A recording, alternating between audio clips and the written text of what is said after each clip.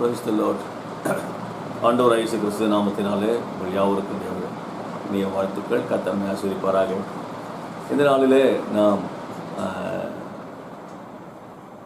இயேசு கிறிஸ்துடைய எருசலேம் பவனியை குறித்து நாம் சற்று சிந்திப்போம். இது ஒரு வேத பாடமாகத்தான் உங்களுக்கு கொடுக்கப்படுகிறது. இது பிரசங்கமாய் நீங்கள் எண்ண வேண்டாம். இயேசு கிறிஸ்து இந்த உலகத்தில் வாழ்ந்து நமக்காக பாடுபட வேண்டியது அவசியமாக இருந்தது. நமக்காக மரணத்தை தழுவ வேண்டியது அவசியமாக இருந்தது. அதற்கு முன் நடந்த சம்பவங்கள் எல்லாம் நம்ம கூர்ந்து கவனிப்போம் என்று சொன்னால் இயேசு நமக்காக என்ன செய்தார் என்று புரியும். மத்தேயு 21 அதிகாரம் 1-11 வசனத்தையும், மார்க் 11 அதிகாரம் 1-11 வசனங்களையும், லூக்கா 19 அதிகாரம் 28-44 வசனங்களையும், யோவான் 12-19 வசனங்களையும் நாம் இந்த எருசலேம் பவனி விஷயத்தை இந்த 4 சுவிசேஷத்திலும் காணலாம். அது சகரியா தீர்க்கதரிசி 9 அதிகாரம் 9 வசனத்தில் சொன்ன அந்த தீர்க்க தரிசனத்தின் நிறைவேறுதல் என்று சொல்லி மத்தேயு 21:5 நாம் வாசிக்கிறோம். தீர்க்கதரிசியினால் உரைக்கப்பட்ட நிறைவேறும்படி இதெல்லாம் நடந்தது என்று மத்தேயு சொல்லுகிறார். என்ன அப்படி சொல்லியிருக்கிறார் சகரியா என்று சொன்னால் பாருங்கள், சீயோன் குமாரத்தியே மிகவும் கலிகூறு, எருசலேம் குமாரத்தியே கம்பீரி, இதோ உன் ராஜா அவனிடத்தில் வருகிறார், அவர் நீதியுள்ளவரும் ரட்சிக்கிறவரும் தாழ்மையுள்ளவரும் கழுதையின் மேலும் கழுதையின் குட்டி மரியின் மேலும் ஏறி வருகிறவராயிருக்கிறார். நீங்கள் இதில் கவனிக்கணும். நீங்கள் பாருங்கள், உன் ராஜா என்று எழுதியிருக்கு. அவர் நீதியுள்ளவர், ரைட்டு. ரட்சிக்கிறவர் என்று சொல்லுகிற பதமும் தாழ்மையுள்ளவரும் என்ற பதமும் இந்த இடத்துல நீங்கள் அதை கவனிக்கிறப்போ நீங்கள் புரிந்து கொள்ள வேண்டிய ஒரு விஷயம் என்னென்னு கேட்டால், இயேசு கிறிஸ்து இப்போது வருகிற இந்த வருகை என்பது அந்தி கிறிஸ்துவின் ஆளுகைக்கு பிறகு ஒலிவமலையில் இயேசு இறங்கி அவர் ராஜாவாக 1000 வருட அரசாட்சி செய்வதற்கு வருகிறாரே, அந்த ஆளுகையை குறித்து இது சொல்லப்படாமல் பாவிகளுக்காக மனுகுலத்திற்காக முதலாம் தரம் பாவ மன்னிப்பின் மீட்பை உண்டு பண்ணும்படியாய் பாவமானார் என்று சொல்லுகிற அந்த செயலை செய்வதற்காக இயேசு வந்தார் என்பதை இங்கே நாம் அதை பார்க்கிறோம். இந்த வசனத்தை நான் உற்று பார்க்கிற போது ஆபிரகாமுடைய வாழ்க்கையில் நடந்த ஒரு சம்பவத்தை இதோடு கூட ஒப்பிட்டு பார்க்க விரும்புகிறேன். ஈசாக்கு வாலிபன். ஆபிரகாமுக்கு ஆண்டவர் சொல்கிறார், உன் ஏகசுதன் என்று பார்க்காம அவனை கூட்டு போ, எனக்காக பலி செலுத்து என்று சொல்லி மோரியா தேசம் என்று அழைக்கப்படுகிறது. நீங்கள் 22 அதிகாரம் 2 வசனத்தில் வாசிச்சிங்கன்னா அங்கே சொல்லப்பட்டிருக்கு, மோரியா மலை என்று எழுதப்படலை, மோரியா தேசத்துக்கு போ, அங்கே நான் உனக்கு குறிக்கும் மலையிடத்தில் மலையில் நீனச்சி குமாரனை பலி செலுத்த வேண்டும், தகன பலியாக செலுத்த வேண்டும் என்று சொல்லி அவர் சொல்கிறார். இவன் அங்கிருந்து தன்னுடைய ஊரில் இருந்து புறப்பட்டு போகிறான். 3 நாள் பிரயாணமாய் போய் தன் வேலைக்காரில் ஒரு இடத்துல நிற்க வச்சுட்டு இவர் அங்கே போகிறார். அங்கே போகும்போது அங்கே மோரியா தேசத்தில் போய் ஒரு குறிப்பிட்ட மலையை காட்டுறார். அந்த மலையின் இடத்துல பலிபீடத்தை கட்டி அதன் மேலே மகனையும் படுக்க வச்சாச்சு. கை ஓங்கும்போது தான் ஆண்டவர் சொல்கிறார், பிள்ளையாண்டர்கள் கை போடாதே, அது பலி இருக்கிறது, பலி செலுத்து என்று. இந்த மோரியா மலை அல்லது இந்த மோரியாவுடைய தேசம் இருந்த இடம்தான் இப்போது இருக்கிற எருசலேம். அப்போ அந்த மோரியா என்று சொல்லுகிற அந்த இடம்தான் இப்போது கட்டப்பட்டிருக்கிற ஆலயம் கட்டினதான, அது சாலமோன் ஆலயம் கட்டின இடம் அந்த இடம்தான். நீங்கள் தாவீது அந்த இடத்தை 50 சேக்கலுக்கு வாங்குகிறான். அந்த இடத்தை வாங்கி வைத்திருக்கிற போது சாலமோன் அதை என்ன செய்கிறார்னா, அந்த இடத்துல தான் அஸ்திவாரம் போட்டதாக வேதம் நமக்கு சான்று கொடுக்கிறது, மோரியா என்ற இடத்துல. அப்படியானால் தேவாலயம் கட்டப்பட்டிருக்கிற இடம் இந்த மோரியா தேசத்தில். அந்த இடத்தில் தான் சியோன் என்று சொல்லுகிற சியோன் சிகரமும் இருக்கிறது. சியோன் குன்று அங்கே ஒன்று என்ன செய்து இருக்குது. அப்படியானால் இந்த 5 மலைகள் மேல் கட்டப்பட்ட எருசலேம் பட்டணமானது தேவாலயம் 2 மலைகளின் மேல் என்ன செய்யப்பட்டிருக்கு, கட்டப்பட்டிருக்கு. அந்த சுற்றி இருக்கிற 2 மலைகளை கவர் பண்ணியிருக்குது. அந்த இடம்தான் இன்றைக்கு இருக்கிறதான தேவாலயமாக இருக்கிறது. அதாவது இயேசு கிறிஸ்துவின் கால முறையிலும் இருந்த தேவாலயத்தை அது குறிக்கிறது. அப்போ என்ன ஆபிரகாம் முன்பு செய்ததான அந்த இடம், தாவீது விலைக்கு வாங்கின அர்னோன் என்பவரிடத்தில் வாங்கின அந்த களம், அது எபூசிலிருந்து வாங்கின அந்த களம், சாலமோன் தேவாலயத்தை கட்டினதான அந்த இடம், இயேசு கிறிஸ்துவின் காலத்தில் இயேசு கிறிஸ்து பிரவேசிக்க முடியாய் அவர் முயன்றதான அந்த தேவாலயம், இதையெல்லாம் நீங்கள் உற்று கவனிப்போம் என்று சொன்னால் அதில் ஒரு ரகசியம் இருக்கிறது. உலக தோற்றத்துக்கு முன்னாடியே அடிக்கப்பட்ட ஆட்டுக்குட்டி என்று இயேசுவை சொல்லப்பட்டிருக்கிறது. அதற்கு இந்த பூமியில் தெய்வன் ஆயத்தம் பண்ணினது தான் ஆபிரகாமுடைய மகனாகிய ஈசாக்கு, ஆபிரகாம், அடுத்தது தாவீது, சாலமோன், இவர்கள் எல்லாத்தையும் கர்த்தர் எவ்வளவு அழகாய் முன்கூட்டியே இதெல்லாம் ஆயத்தப்படுத்தி கொண்டு வருகிறார். கவனித்து பாருங்கள்.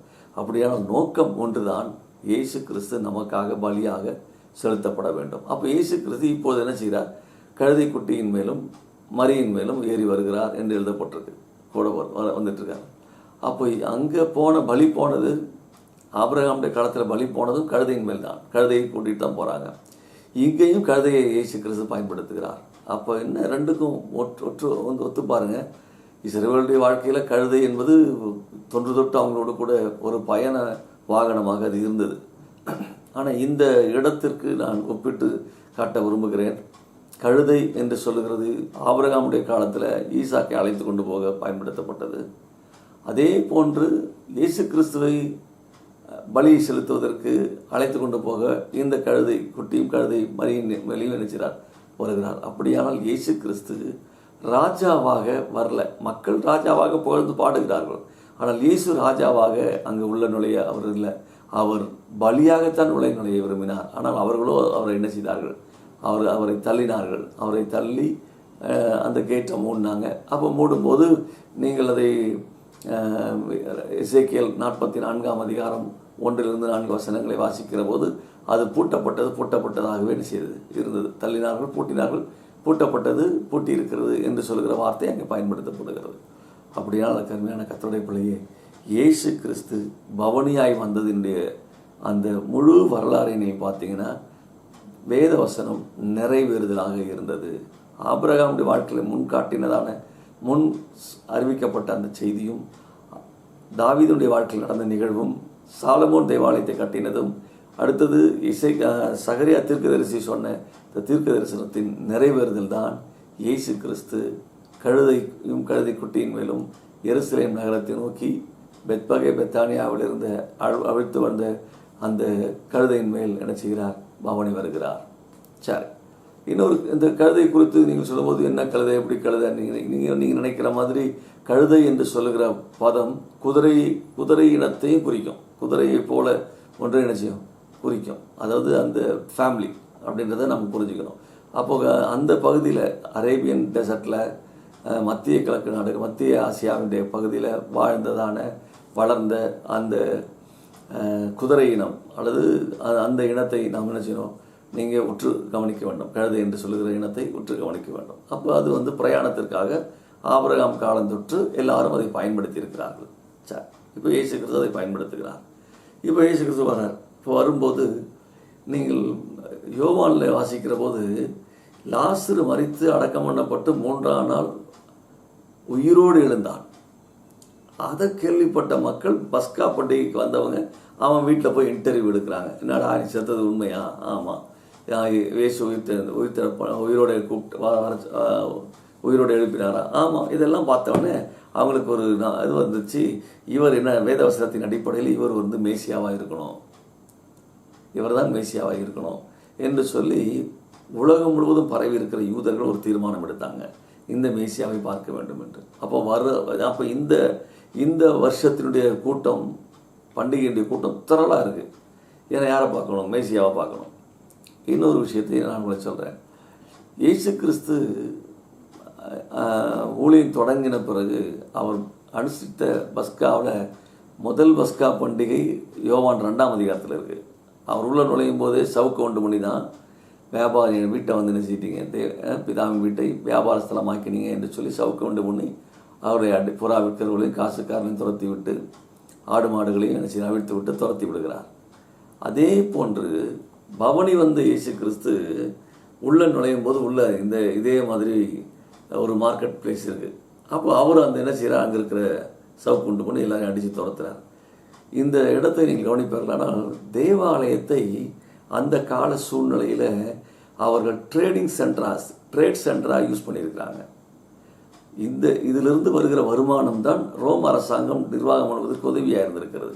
இதற்கு ஆசாரியர்களும் பிரதான ஆசாரியர்களும் மத தலைவர்கள் எல்லாம் ரோமர்களுக்கு உடந்தையாக செயல்பட்டிருக்கிறார்கள். அதனால் இப்போது ரோம அரசாங்கத்துக்கு பணம் பே பண்ணுறதுக்கு மிக அவங்களுடைய வருமானம் பாதிக்குது, இன்கம் வந்து பாதிக்குது, டேக்ஸ் பாதிக்குது. எப்படின்னு கேட்டிங்கன்னா, டேக்ஸ் வசூல் பண்ணினதான மத்தேயும் மனம் திரும்பி விட்டான், அதே போல் சகேயும் மனம் திரும்பி விட்டான். அநேகர் மனம் திரும்பிட்டாங்க, அந்த தொழிலையே விட்டுட்டாங்க. நான் ஒன்று வாங்கின 4 திரும்பி கொடுத்துட்றேன் என்று சொல்கிற இடத்துக்கு வந்துட்டாங்க. அப்படியானால் இயேசு கிறிஸ்து இந்த 3 வருஷ ஊழியத்தில் அநேக மத தலைவர்களும் அநேக டேக்ஸ் வசூல் பண்ணுற ஆயத்துறையில் இருந்தவர்களும் என்ன செய்து விட்டார்கள், மனம் திரும்பிட்டாங்க. அதனாலேயே இப்போது அரசாங்கத்திற்கு வருமானம் பாதிக்குது, ரோம அரசாங்கத்துக்கு வருமானம் பாதிக்குது, அதே போல் யூதர்களுக்கும் ஆசாரியர்களுக்கும் வருமானம் பாதிக்குது. இது ஒரு பெரிய தலைவலி ஆகிடுச்சு. இப்போ இவரை என்ன செய்யணும், இவர் இல்லாமல் போனால் தான் இந்த ட்ரேட் சென்டரு என்ன செய்யணும், அதாவது குறியீடு மேல் நோக்கி இருக்கும், அம்பு மேல் நோக்கி இருக்கும், வளர்ச்சி அடையும். இல்லை என்று சொன்னால் இந்த அம்பு என்ன செய்யும், கீழ் நோக்கி வந்துவிடும், வருமானம் பாதிக்கும் என்பதை அவர்கள் கருத்தில் கொண்டு இயேசுவை கொலை செய்ய தீர்மானிக்கிறார்கள். இயேசுவை என்ன செய்யணும், கொலை செஞ்சிடணும்.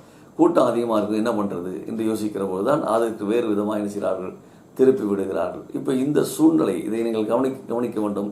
தேவனுடைய ஆலயத்தை வியாபார ஸ்தலமாய் மாற்றினதான ஆசாரியர்கள், பிரதான ஆசாரியர்கள், இஸ்ரவேலின் மக்களாகிய அவர்கள் யெகோவா தேவனை அல்லது பின்பற்றுகிற அவர்கள் மேசியா யார் என்று புரியாத அறியாத அவருடைய சிந்தனைகள், இதெல்லாம் வைத்து தான் இயேசு கிறிஸ்துவை நிராகரித்தார்கள், வேண்டாம் என்று தள்ளினார்கள். இயேசு தள்ளப்பட்டார். அடுத்தது இயேசு கிறிஸ்து பவனி வருகிற போது எல்லாரும் பாட்டு பாடுறாங்க. அங்கே நீங்கள் கவனித்து பாருங்கள். அவர்கள் அதாவது முன்னடப்போரும் பின்னோடப்போருமாகிய திரளான ஜனங்கள் தாவீதின் குமாரனுக்கு ஓசனா, கர்த்தர் நாமத்தில் வருகிறவர் ஸ்தோத்திரிக்கப்பட்டார், உன்னதத்திலே ஓசனா என்று சொல்லி ஆர்ப்பரித்தார்கள். இதில் நீங்கள் இந்த 4 சுவிசேஷத்தில் நீங்கள் கவனிக்கிறப்போ அவர் என்னென்ன கூட்டத்தை பார்க்கறதுக்கு வந்த ஒரு கூட்டம் இருக்குது. நீங்கள் அதை என்ன செய்ய பாருங்கள். அதாவது இது என்னவா இருக்கும், இது யார், எப்படி என்று சொல்லி அதை பார்க்க வந்த ஒரு கூட்டம். இவர்களை குறித்துதான இதை பாருங்கள். இங்கே அதாவது எருசலேமுக்கு வருகிறார் என்று திரளான ஜனங்கள் கேள்விப்பட்டு யோவான் 12ஆம் அதிகாரத்தில் வாசிக்கிறோம். குருத்தோலை பிடித்து கொண்டு அவருக்கு எதிர்கொண்டு புறப்பட்டு ஓசனா, கர்த்தருடைய நாமத்தில் வருகிற இஸ்ரவேலின் ராஜா ஸ்தோத்தரிக்கப்பட்டவர் என்று ஆர்ப்பரித்தார்கள். அல்லாமலும் சீயோன் குமாரத்தியே பயப்படாதே, உன் ராஜா கழுதையின் குட்டியின் மேல் ஏறி வருகிறார் என்று எழுதியிருக்கிற பிரகாரமாக. அப்படியானால் இவர்கள் இந்த ஜனங்க எல்லாருமே நீங்கள் பார்த்தீங்கன்னா வசனம் தெரியாமல் இல்லை, தீர்க்கதரிசிகளின் புத்தகங்கள் எல்லாம் மிக அழகாய் படித்து வைத்திருக்கிறார்கள். அப்போ மேசியா வர வேண்டும் என்று எதிர்பார்த்து காத்திருந்தார்கள். ஆனால் யார் மேசியா என்றதை அவங்க கண்டுபிடிக்க முடியாமல் போயிடுச்சு. இந்த மேசியா யாருன்னு அவங்க நினைச்சு பண்ண முடியல. ஆனால் அந்த மேசியா எப்படி வருவாருன்னா ராஜாவாக எதிர்பார்த்தாங்க. ஆனால் இவரோ இரட்சகராக வந்தார், விடுவிக்கிறவராய் வந்தார், பாவத்துக்கு விமோசனம் தரும்படியாய் வந்தார், மறிக்கும்படியாய் வந்தார், பிசாசின் தலையை நசுக்கும்படியாக இயேசு வந்தார். அப்போது தங்களுடைய வஸ்திரங்களை கழட்டி இந்த கழுதின் மேலும் வழியிலும் விரிக்கிறாங்க. அது எதை குறிக்குதுன்னு கேட்டிங்கன்னா, நீங்கள் யெகூ என்று சொல்லுகிற ஒரு ராஜா வருகிறான், ஆகாப்புடைய காலங்களில் வருகிறான். அவன் வரும்போது அவனை ஒரு தீர்க்கதரிசனம் சொல்லி நீ தான் அடுத்த ராஜா என்று சொல்லிட்டு போகிறான். ஒரு தீர்க்கதரிசி புத்திரன் சொல்லிட்டு போகிறான். நீங்கள் 2 ராஜாக்கள் 9ஆம் அதிகாரம் 13ஆம் வசனத்தில் வாசிச்சிங்கன்னா அது இருக்குது. என்ன சொல்கிறாரு அங்கே நீங்கள் வாசிக்கலாம். அந்த வசனத்தை நான் வாசிக்கிறேன் பாருங்கள். அப்பொழுது அவர்கள் தீவிரமாய் அவரவர் தங்கள் வஸ்திரத்தை படிகளின் உயரத்தில் அவன் கீழே விரித்து எக்காலம் ஊதி யெகூ ராஜாவானான் என்றார்கள். அப்போ என்னென்னா, நீங்கள் கவனிங்க, தங்கள் வஸ்திரங்களை படிகளின் உயரத்தில், அதாவது அந்த அவன் மேலே உயரமாக நிற்கிறான், அந்த படிகளின் கீழே அப்படியே விரித்து தங்களுடைய வஸ்திரங்களை போட்டு ராஜாவை நினச்சிடாங்க மேலே ஏறி வர பண்ணி இப்போது யெகூ ராஜாவாயிட்டார் என்று சொல்கிறான். அப்படியானால் ஒரு மனிதனை ராஜாவாக ஏற்க வேண்டும்னு சொன்னால் அந்த ஜனங்கள் என்ன செய்யணும், தன்னுடைய வஸ்திரங்களை கழற்றி அவர் கடந்து போகிற பாதையில் என்ன செய்யணும், விரிக்கணும். அப்படிங்கிறது அந்த காலத்தில் ஒரு முறைமையாக இருந்திருக்கு. அப்போ இயேசு கிறிஸ்து ராஜா என்று சொல்லி மக்கள் ஏற்றுக்கொண்டாங்க. ஆனால் இயேசு கிறிஸ்து ராஜாவாக வரல, ஒளிவு மலையிலிருந்து தான் வராரு. ஆனால் அவர் ராஜாவாக வரல, அவர் இரட்சகராக, மீட்பராக, பாவத்தின் விமோச்சனராக, பிசாசின் தலையை நசுக்குகிறவராக இயேசு அவர் வந்தார். முதல் மேசியாவுடைய முதல் வருகை பாவம் இல்லாதவராக, பாவத்துக்கு பரிகாரியாய், பாவத்திற்கு விமோச்சகராக, பாவத்திலிருந்து விடுதலையாக்குகிறவராக இயேசு வந்தார். அந்த இடத்த இந்த ஜனங்க புரிஞ்சிக்காம ராஜாவாக வந்திருக்கிறார் என்று சொல்லி அவங்க யோசித்தாங்க.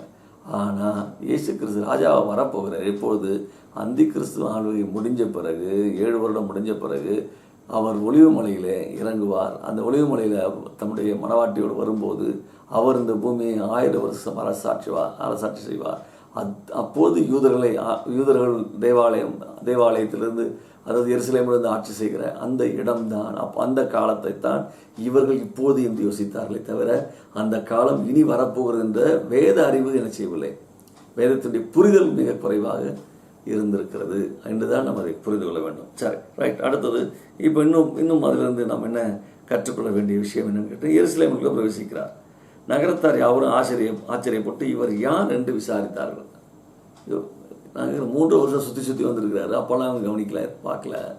அடுத்தது கேள்விப்பட்டு இருக்கிறாங்க, யாருன்னு தெரியல. ஆனால் இப்போ கேட்குறாங்க யார் என்று. அப்போ அதற்கு ஜனங்கள், இவர் கலிலேயாவில் உள்ள நாசரேத்தில் ஊர்லேருந்து வந்த தீர்க்கதரிசியாக இயேசு என்றார்கள். ஆனால் உண்மை என்ன, நீங்கள் கவனிங்க. முதல் இதில் பாடும்போது தாவீதின் குமாரனுக்கு ஓசனான்னு பாட்டு பாட்டாங்க. அப்போ தாவீது எந்த ஊரை சேர்ந்தவர்? யூதா கோத்திரத்தார் இல்லையா? யூதா கோத்திரம்.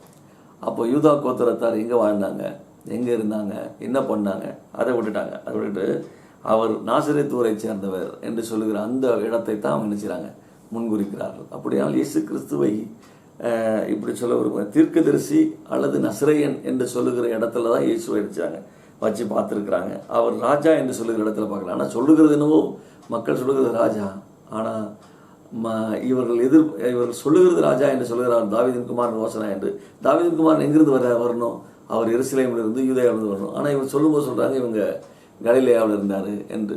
கலிலேயாவில் இருந்தார், உண்மைதான். அவர் நாசரேத் ஊரில் இருந்தார், நசரேயன் என்று அழைக்கப்பட்டார். ஏன்னா அவர் நசரேயனாக இருந்து வாழ்ந்ததுனால அவர் நாசரேத் ஊரில் இருந்தார் என்பதற்கு எந்த விதமான மாற்று கருத்தும் இல்லை. அப்படியானால் எனக்கு அருமையானவர்களே, இயேசு கிறிஸ்துவை மீட்பராக ஏற்றுக்கொள்ளாத ஒருவன் ராஜாவாக ஏற்றுக்கொள்ள முடியாது. நீ ராஜாவாக மட்டும்தான் ஏற்றுக்கொள்வேன் என்று சொன்னால் அவருடைய மீட்பு இல்லாத பட்சத்தில் அவருடைய ராஜ்யத்தில் உனக்கு இடமில்லை. எனவே இயேசு கிறிஸ்து உடைய அந்த மீட்பராக நாம் முதல்ல ஏற்றுக்கொள்ளணும். அப்புறம் தான் அவர் ராஜாவாக நமக்கு இருக்கிறார் என்பதை நாம் மறந்து போகக்கூடாது. அடுத்தது இப்போது அந்த இடத்துல சொல்கிறார், இயேசு எல்லாரும் ஓசனா பாடுறாங்க. அப்போது ஒரு பரிசேயரில் சிலர் அவரை பார்த்து சொல்கிறாங்க, போதகரே உங்களுடைய சீஷர்களை அதட்டும், ரவி உன் போதகர்களுடைய சீஷர்களை அதட்டும் அப்படின்ட்டு. இயேசு அப்போ சொல்கிறாரு, இவர்கள் பேசாமல் இருந்தால் கல்லுகளை கூப்பிடும் என்றார். கல்லுகளை கூப்பிடும் என்று உங்களுக்கு சொல்லுகிறேன் என்றார். லூக்கா 19:40. அப்போ சொல்கிறாரு, இவங்க கூப்பிடலன்னா கல்லுகள் கூப்பிடும் அப்படிங்கிறார். யார் இந்த கல்லுகள்? இவங்க யார்? இவர் ஆபிரகாமின் மக்கள். இவர்கள் இயேசுவை ராஜா என்று கூப்பிடணும். அப்போ இவங்க கூப்பிட வேணாம், அதட்டு கத்துறானுங்க அப்படின்னு சொல்கிறாங்க. இவங்க கூப்பிடலாம், அவங்க கூப்பிடுவாங்க அப்படிங்கிறார். அப்படியானால் ரட்சிப்பு பிரஜாதிகளுக்கு வந்ததான ரட்சிப்பு நமக்கு கடந்து வந்ததற்கான காரணமே அவர்கள் இயேசுவை அறியாமல் நிராகரித்தார்கள். ரட்சிப்பு நமக்கு என்ன செய்யப்பட்டது? அருளப்பட்டது. அவர்கள் இன்னும் ரட்சிக்கப்படாமல் இருக்கிறார்கள். முழு உலகத்தின் பாவத்தை சுமந்து தீர்க்க வந்த தேவாட்டுக்குட்டியானவர் அவர்கள் அந்த ரட்சிப்பை என்ன செய்யல, அறியாமல் விட்டுட்டாங்க. ஆனால் நமக்கு அந்த ரட்சிப்பை தேவன் அருளினார். அப்போ சொல்கிறாரு, அப்போ ஆபிரகாமுக்கு பிள்ளைகளை நீங்கள் 3ஆம் அதிகாரம் மத்திய 3ஆம் அதிகாரம் 9ஆம் வசனத்தில் சொல்லியிருக்கு, ஆபிரகாம் எங்களுக்கு தகப்பன் என்று உங்களுக்குள்ளே சொல்லிக்கொள்ள நினையாதீர்கள், தேவன் இந்த கல்லுகளினாலே ஆபிரகாமுக்கு பிள்ளைகளை உண்டு பண்ண வல்லவராயிருக்கிறார். அப்போ ஆண்டவர் நினச்சதுனால கல்லுகளை கொண்டும் ஆபிரகாமுக்கு பிள்ளை உண்டு பண்ண முடியும். நீங்கள் நினச்சிக்காதீங்க நாங்கள் ஆபிரகாமுடைய பிள்ளைகள் என்று பெருமை அடிச்சிக்காதீங்க அப்படின்னு இயேசு கிறிஸ்து மத்திய 3ஆம் அதிகாரத்தில் இதை பற்றி சொல்லியிருக்கிறார். அப்படியானால் எனக்கு அருமையான கர்த்தருடைய பிள்ளையே, தேவன் உங்களை என்னையும் கற்கள் என்று சொல்லுகிற புறஜாதியார்களை அல்லது திருச்சபையை அதை குறித்து சொல்லும்போது ஆண்டவர் பேதுரு சொல்லுகிறார், ஜீவனுள்ள கற்கள் என்று இயேசு கிறிஸ்து சொல்லுகிறார். நாம் இசைவாய் கட்டப்பட்ட ஜீவனுள்ள கற்கள் என்று சொல்லுகிறார். அஸ்திவாரத்தை குறித்து கல் என்று சொல்கிறார். பவுல் அதை பற்றியும் பிரசங்கிக்கிறார். எனவே ஜீவனுள்ள கற்கள் என்ற அடிப்படையில் நீங்களும் நானும் தேவன் ஜீவனுள்ள கல், நாம் அவரோடு சேவாய் கட்டப்பட்டிருக்கிற மாளிகையாய் கட்டப்பட்டிருக்கிறோம். அப்போ திருச்சபையின் மக்களைத்தான் இயேசு கிறிஸ்து கல் என்று சொல்லுகிறார். புரியும்னு நினைக்கிறேன். இப்போ கல் அப்போ நம்ம அப்போ என்ன நடக்குது? இப்போ உள்ளே வராரு. உள்ளே போகும்போது அந்த நகரத்தை பார்க்குறாரு. ஏற்றுக்கொள்ளவில்லை, ஆனால் நகரத்தை பார்க்குறாரு. ஆனால் அப்படி பார்க்குறாரு. அந்த மதில் சுவர்கள், அந்த எருசலேம் நகரங்களை அப்படியே நகரத்தை பார்த்துட்டு சொல்கிறார். அதற்கு கண்ணீர் விட்டு அழுகிறார். அப்படியானால் இயேசு கிறிஸ்து இன்று கண்ணீர் விட்ட நாள் அழுகிறார். அப்போ என்ன சொல்லி அழுகுறாரு? ஏதாவது சொல்லி அழுவும் இல்லையா? என்ன சொல்கிறார்? உனக்கு கிடைச்ச இந்த நாளிலும் உன் சமாதானத்துக்கு ஏற்றவளை அறிந்திருந்தால் உனக்கு நலமாக இருக்கும். அவைகள் உன் கண்களுக்கு மறைவாக இருக்கு. இப்போ புரியுது அவங்களுக்கு? யூதர்களுடைய கண்கள் மறைக்கப்பட்டிருந்தது. அதை நினச்சி அவர் அழுகிறார், வேதனைப்படுகிறார்.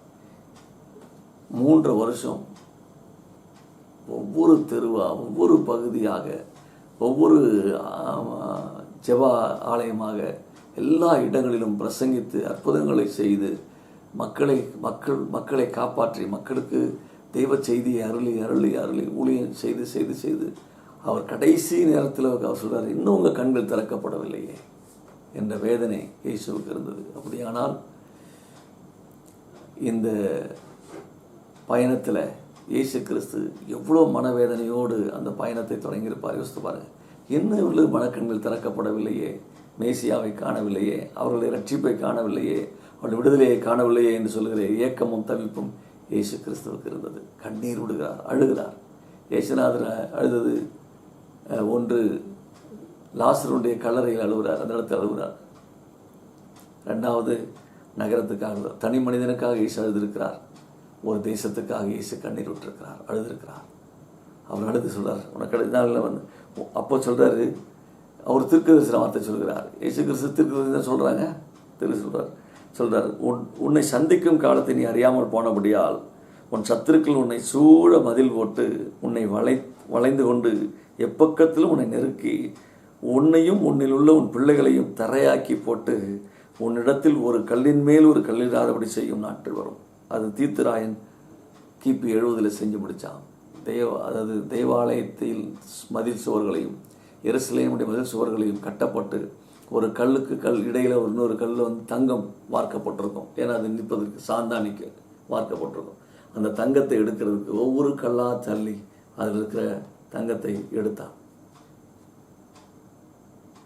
கிட்டத்தட்ட 30-40 ஆண்டுகளுக்கு பிறகு இந்த தீர்க்கதரிசனம் நிறைவேறினது என்று பார்க்கிறோம். இயேசு கண்ணீர் விட்டு அழுகிறார். உனக்கு கிடைச்ச நாளாயில் உனக்கு சமாதானத்துக்கு ஏற்றவளை இருந்திருந்தாயா நலமாக இருக்கும். எருசலேம் பவனி என்பது அதுதான்.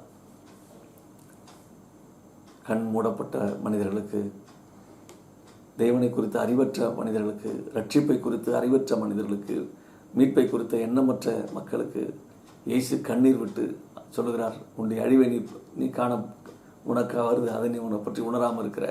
அப்படியான 40 ஆண்டுகளுக்கு பிறகு வரப்போகிறத அவர் பார்த்துட்டு அழுகிறார். ஐயோ, என் ஜனம் இப்படி அழிய போகிறதே என்று சொல்லி அதை எண்ணி கண்ணீர் விட்டு கதறுகிறார். அதுதான் இந்த குருத்தோலை ஞாயிறு. இதுதான்.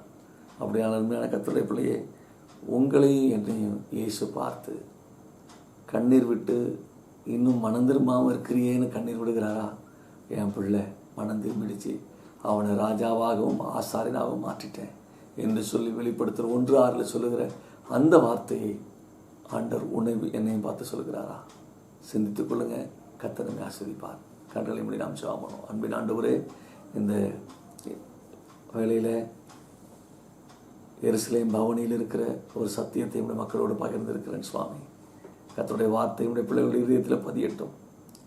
எங்களுக்காக நீர் கண்ணீர் விடக்கூடாது, என் பிள்ளைகளை நான் ராஜாக்களும் ஆசாரியலுமா மாற்றிட்டேன் என்று சொல்லுகிற அந்த இடத்துலையும், அதே போல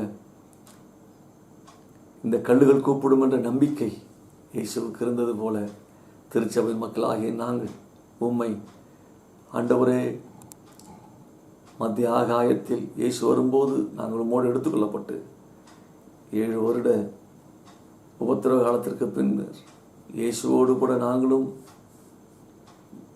ஒளிவுமலையில் இறங்கி எருசலேமை ஆட்சி செய்வதற்காக 1000 வருஷ ஆட்சிக்காக கிறிஸ்துவோடு கூட நாங்களும் வந்து அவரை அழைத்து கொண்டு வர ஓசன்னா பாடி தாவீதின் குமாரன் என்று பாடி ராஜாதி ராஜா என்று சொல்லி கம்பீர முழக்கமிட்டு உம்மை நாங்கள் அழைத்து கொண்டு வந்து ராஜாவாக அமரச் செய்ய கர்த்தர் எங்களை நீ நம்பியிருக்கிறீர், திருச்சபையை நம்பியிருக்கிறீர். அதை செய்வதற்கு எங்களை அர்ப்பணிக்கிறோம், ஒப்பு கொடுக்கிறோம். நன்மை கிருபை தொடரட்டும். இயேசுவின் நாமத்தில் பிதாவே. ஆமென். God bless you all.